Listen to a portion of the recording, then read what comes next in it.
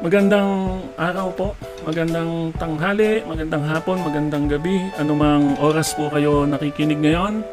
Welcome po mga kaibigan sa another edition ng Rino's Podcast, Perspectives, Opinions, and Views.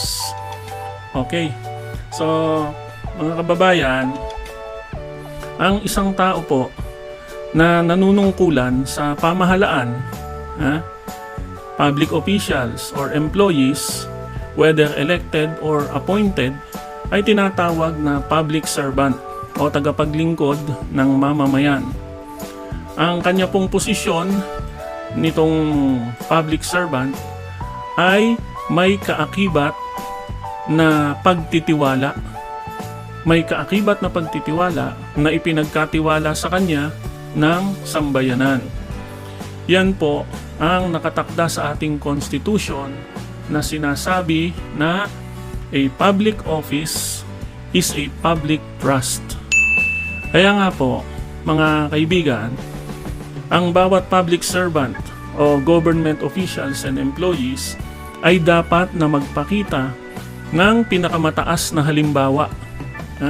Live by example to the highest standards of morality, integrity, and accountability in their official capacity or functions o maging sa kanilang pribadong buhay. Iyan. Ngayon mga kababayan, dito papasok yung legal concept na ang isang public servant ay namumuhay sa ilalim ng microscope. A public servant lives under a microscope. Ngayon po, dahil ang isang public servant kasi ay laging nasa ilalim ng pagsusuri ng mga mamamayan na siyang nagpahiram sa kanya ng kapangyarihan. Ngayon, ayon din po, mga kaibigan, ayon din sa ating konstitusyon, ang mamamayan, tayo, ay mayroong karapatan sa malayang pamamahayag o freedom of expression.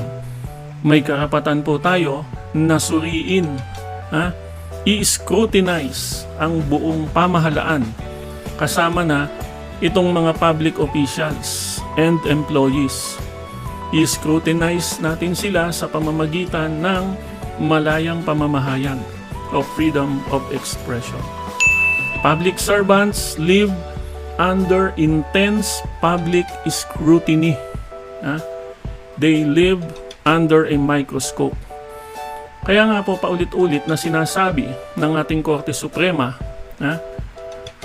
ang isang public servant ay hindi dapat balat sibuyas. A public servant must not be onion skinned. Ang isang nanunungkulan sa pamahalaan, hindi dapat manipis yung kanyang balat, na parang balat ng sibuyas. Criticisms against public servants are not slanderous as long as they relate to the discharge of their official duties and are made without malice. Yan. Ngayon po, mga kaibigan, balikan natin ang ilan sa mga pahayag ng ating mga public servants at i-scrutinize natin o i-critic natin ang kanilang mga sinabi. Tingnan natin ito ngayon. Pakinggan natin itong mga sinabi ni Senador Erwin Tulfo sa isang pagdinig ng Senado. So, tingnan natin po ito. Hindi po batas ang pinag-uusapan.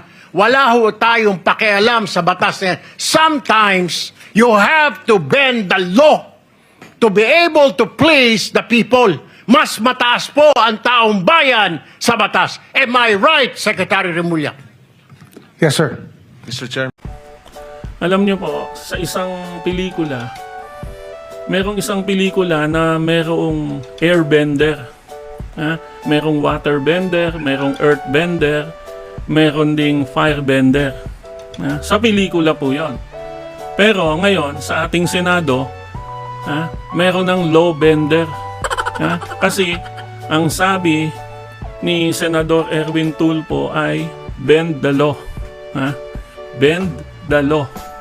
Ha? Hindi po bend the law. Ha? Tao po yun. Ben.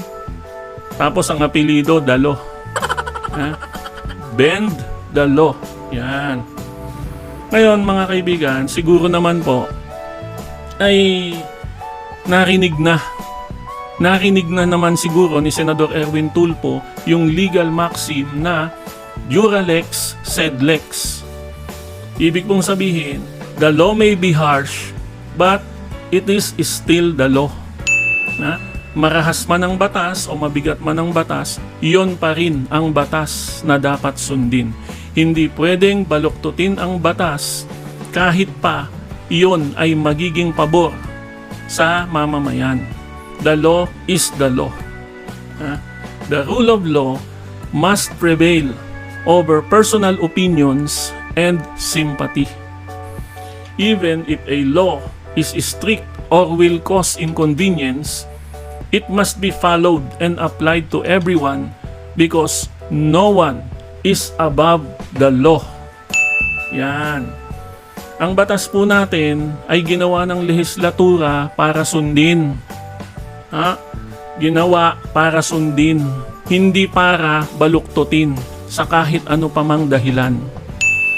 Ang isang senador na ang trabaho ay gumawa ng batas ay siyang dapat manguna sa pagsunod sa batas at hindi sa pagsasabi na maaaring baluktutin ito sa ano pa mang kadahilanan.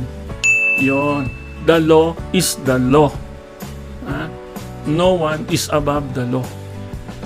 Ngayon, ito naman pong si Secretary Jesus Crispin Remulla, aka Boying Remulla, na nung panahon pong yon, siya ay isa sa mga resource persons doon sa Senate hearing. Nung pong panahon yon, siya ay Secretary of Justice pa. Hindi pa po siya nauupong ombudsman. Ngayon, ito pong si Secretary Boying Remulla bilang Secretary of Justice noon, panahon na yon, hindi siya dapat sumang-ayon sa mga sinabi ni Senador Erwin Tulfo. Pero, ang narinig po natin, mga kaibigan, ay sumang-ayon siya. Dapat po, mas alam ni Secretary Boying Remulla ang ibig sabihin ng Dura lex sed lex.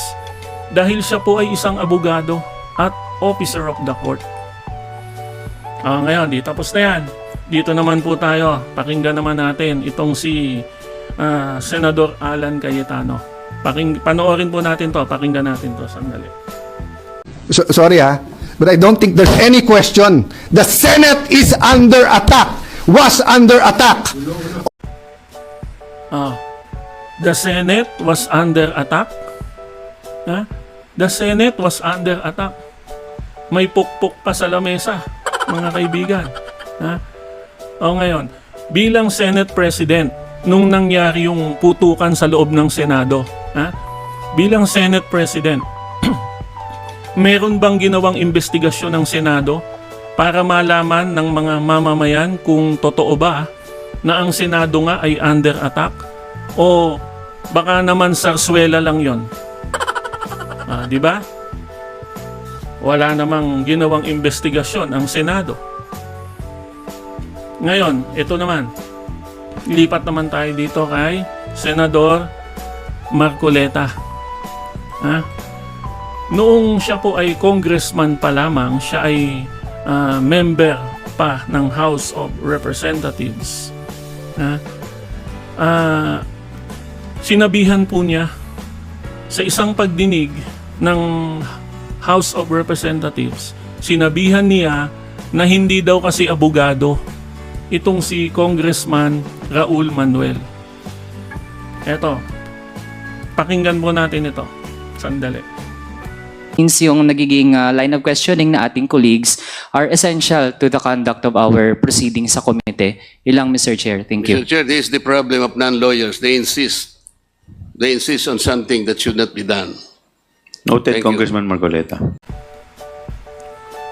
Ngayon naman, nung maging senador na itong si Marcoleta, si Senador Marcoleta, Ganito naman ang sinabi niya kay Senador Risa Hontiveros. Ito i-move para talakayin. And tama si Senator Pangilinan, sa Lunes pa po yun, Madam President. Salamat, Madam President. Madam President, without giving meaning to anything, ito pong mahirap kasi kung wala po tayong legal background dito. Kaya sinasabi ko na nga po, hindi po bagong motion ito eh. Hindi siya bagong motion. Kasasabi ko lang po, May 11, minub ko na po ito Madam eh. Sino po President, magsasabi na bagong motion? point of order. Ad hominem. Sinasabi ko lamang po, ang Hindi, sinasabi Madam ko lang, President, kanina ko po sinasabi. Hindi po tama yun. Section Sasabihin yung 136. kasama niya Pwede po ay ba? walang Session is kinalaman, suspended. Pwede po walang bang alam sa pagbigyan batas. Ang sabi niya kay Senator Risa ay wala daw kasi itong legal background. Wala daw kasing legal background. Ha? Si Senator Risa. Pero nung may sinabing mali si Senator Robin Hood tungkol sa force majeure, ha? Meron siyang sinabing mali, meron siyang pinost na mali tungkol sa force majeure. Tahimik lang itong si Senador Marcoleta. Ha? Ito po yung sinabi ni Senator Robin Padilla tungkol sa force majeure. So, sabi po niya, ito bang giyera sa Middle East? Ha? At ito bang napipintong digmaan sa Taiwan? Ito ba, hindi pa ba to force majeure? No. Talaga namang hindi force majeure yun. Yeah. Gusto niya kasing sabihin, the other way of saying it, pwede na itong ikonsidera bilang force majeure. Hindi po yun. Hindi po yun force majeure. Hindi po yun ang isang halimbawa ng force majeure. Ngayon, hindi sinabihan ni Senator Marcoleta si Senator Robin Hood Padilla. Hindi niya sinabihan na that's the problem with non-lawyers. Katulad nung sinabi niya kay Congressman Manuel, at hindi rin niya sinabihan si Senator Robin Hood Padilla na walang legal background. Katulad nung sinabi niya kay Senator Risa Hontiveros.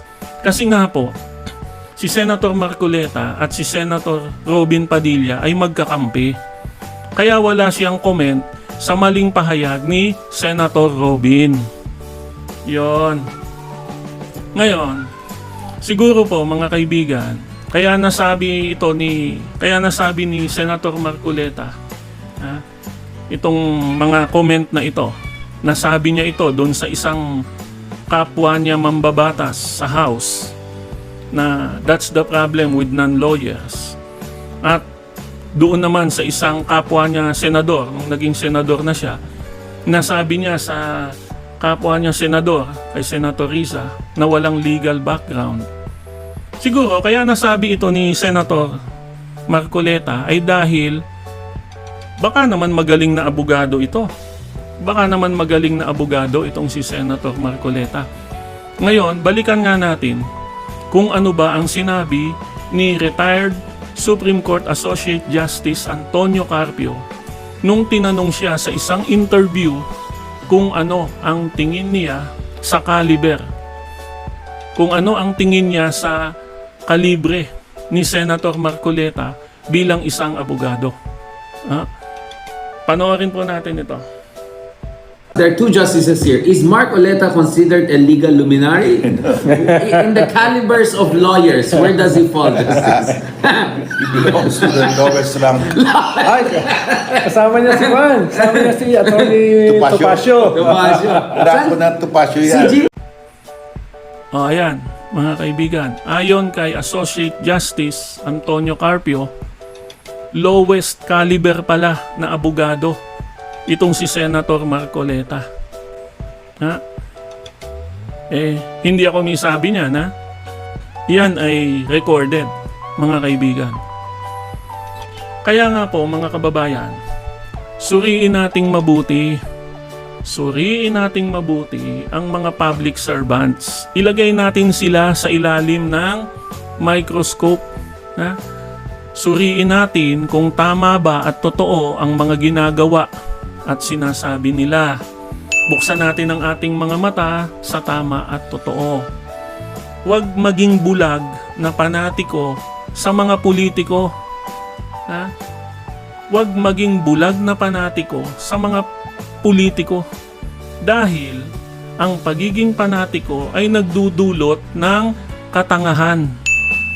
Kapag ang isang tao ay panatiko, kahit mali na ang ginagawa, kahit mali na ang sinasabi ng isang politiko, pero panatiko ang isang tao, ha?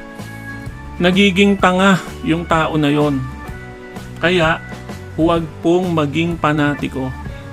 Laging suriin. Suriin lagi ang tama at mabuti. Tandaan po natin na kaya tayo binigyan ng mata at isipan ay upang pareho nating buksan at gamitin upang makita natin ang tama at ang katotohanan. Salamat po mga kaibigan sa inyong pakikinig. Kita-kita po ulit tayo sa susunod. Maraming salamat po.